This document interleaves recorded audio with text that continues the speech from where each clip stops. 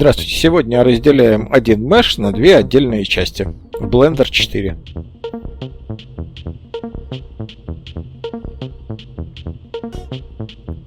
Для этого выделяем тот меш, который нам надо разделить. Переходим в режим редактирования. Ну и каким-то образом помечаем ту часть, которую нам нужно удалить для начала. Я просто добавлю ребер.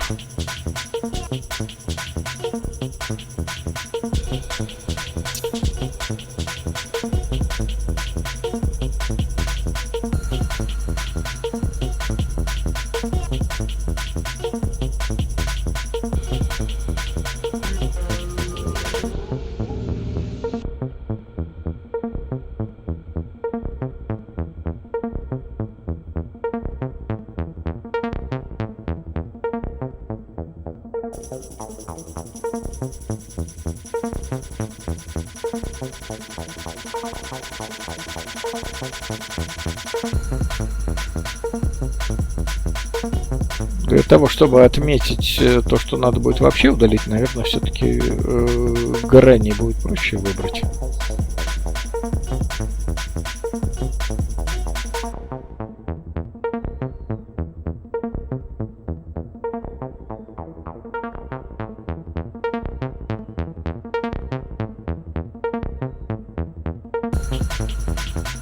Далее нажимаем на X.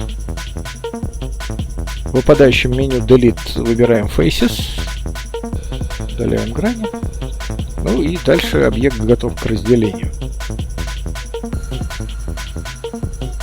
Точно так же выделяем те грани, которые составят новый меш.